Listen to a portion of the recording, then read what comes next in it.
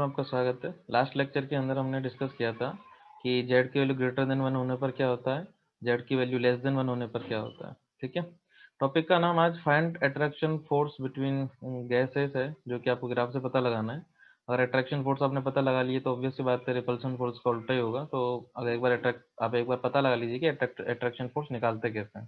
ठीक है, तो सबसे पहली बात यह है कि पिछले लेक्चर को रिकॉल करने से पहले एक चीज़ मैं आपको बताना चाहूँगा कि आपका z इक्वल टू क्या होता है, V real upon V ideal. यहाँ V real upon V ideal में v का मतलब क्या है, तो v का मतलब यहाँ पर आपका वॉल्यूम है। ठीक है, पॉइंट ये है कि मैंने आपको लास्ट लेक्चर के अंदर बताया था कि z इक्वल टू 1 होगा तो उस केस में क्या होगा, आपका V real equal to V ideal. यानी कि इसका मतलब क्या हो रहा है कि z इक्वल टू 1 पर आपकी जो रियल गैस है वो आइडियल गैस की जैसे क्या करेगी, बिहेव करना स्टार्ट कर देगी।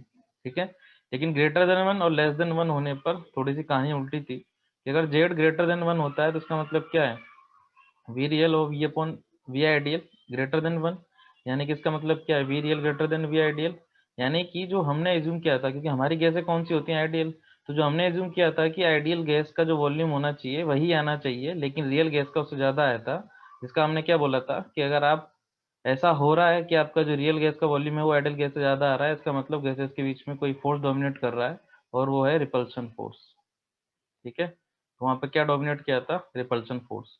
और अगर z लेस देन 1 आता है, इसका मतलब ये है कि वहाँ पर जैसे V R upon V ideal आप निकालोगे लेस देन 1, तो V R less than V ideal आया। इसका मतलब ये था कि आपकी जो गैस है वी आइडियल वो ज़्यादा वॉल्यूम शो कर रही है z लेस देन 1 होने पर। तो इसका मतलब क्या हो रहा है कि जो गैस है आपकी, उसका जो उनके बीच में जो फोर्स ऑफ अट्रैक्शन लग रहा है वो कौन सा है, सॉरी उनके बीच में जो फोर्स लग रहा है वो कौन सा है, अट्रैक्शन फोर्स।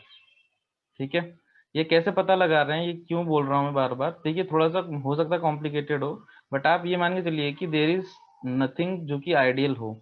आइडियल जैसा कुछ भी नहीं है। हम केवल आइडियल से कंपेयर करके जो हमारी रियल गैसें होती हैं, रियल गैसेस जो होती हैं उनको क्या कर रहे हैं, कंपेयर कर रहे हैं। तो जैसे मैंने यहाँ बोला V R greater than V ideal, मतलब अगर अपनी रियल गैस जो है वो आइडियल से ज्यादा है, इसका मतलब क्या हुआ कि वहां पर रिपल्सन फोर्स था, अदरवाइज उसको वी आइडियल के बराबर आना था। अरे बात समझ में। और अगर V real less than V ideal है, इसका मतलब क्या है कि हमारे गैस के बीच में अट्रैक्शन फोर्स ज्यादा था, जो मॉलिक्यूल्स हैं उसके बीच में, इसलिए जो आपका वॉल्यूम आ रहा है वो वी आइडियल से कम आ रहा है। तो इसको केवल हम रेस्पेक्ट में ले रहे हैं, अदरवाइज बात किसके बारे में कर रहे हैं, हम रियल गैस के बारे में। ठीक है, तो इसी के बेसिस पे मान लीजिए मैं ग्राफ खींचता हूँ।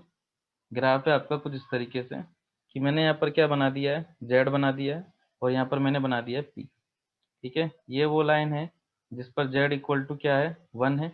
ठीक है, फिर मैं कुछ कर्व खींचता हूँ, जैसे एक कर्व ये ए खींच दिया मैंने, फिर दूसरा कर्व खींचा बी, फिर मैंने तीसरा कर्व खींचा यहाँ पर सी। ठीक है, ऐसे काफी कर्व खींच सकते हो, फिलहाल हम इसी की बात कर लेते हैं, एबीसी के बारे में। आपसे पूछा जा रहा है कि ए बी सी तीन अलग अलग गैसें हैं, इनके बीच का फोर्स ऑफ अट्रैक्शन बताओ। फोर्स ऑफ अट्रैक्शन किस में ज्यादा है किस में कम है, ये आपको बताना है। ठीक है, तो फोर्स ऑफ अट्रैक्शन बताने के लिए आपको किस पॉइंट को ध्यान रखना होगा, जेड लेस देन 1। आपको बताया कि जेड ऊपर की तरफ बढ़ रहा है, नीचे की तरफ डिक्रीज हो रहा है। तो जितना ज्यादा जेड का वैल्यू डिक्रीज होगा उतना ही ज्यादा क्या रहा होगा उनके बीच में, फोर्स ऑफ अट्रैक्शन।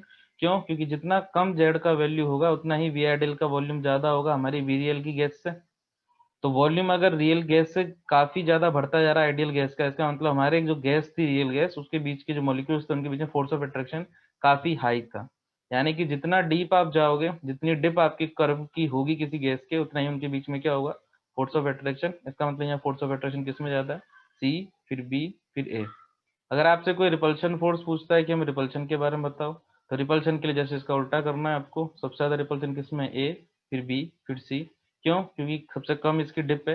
ये चाहती है कि अपने अपने आप को जेड इक्वल टू 1 पर लाए, यानी कहने का मतलब क्या है कि अपने आप को ऊपर उठाना चाह रही है एज कम्पेयर टू अदर। तो जो जितना ज्यादा जेड से ऊपर उठना चाहेगा उतनी ज्यादा रिपल्शन फोर्स उसके अंदर क्या होगा, आ जाएगा। ठीक है, एक पॉइंट और हो सकता है जिसके बारे में हम नेक्स्ट क्लास के अंदर, नेक्स्ट लेक्चर के अंदर मैं बताऊंगा आपको, कि अगर आपको एक ही गैस दी जाए और अलग अलग टेम्परेचर दिए जाएं तो आप कैसे पता लगाएंगे कि किसका टेम्परेचर किस कंडीशन में ज़्यादा था, केवल ग्राफ को देखकर। ठीक है, तो बने रहिए नेक्स्ट लेक्चर के लिए, तब तक इस आप लेक्चर को देखिए। कोई डाउट आता है या कुछ आपको ऐसी क्वायरी आती है तो फिर आप मुझसे पूछ सकते हैं। तब तक के लिए टेक केयर। पूछने का, हाँ एक और चीज़ पूछने का तरीका, आप कमेंट सेक्शन के अंदर अपना कमेंट छोड़िए, आपको रिप्लाई जरूर मिलेगा। Thank you.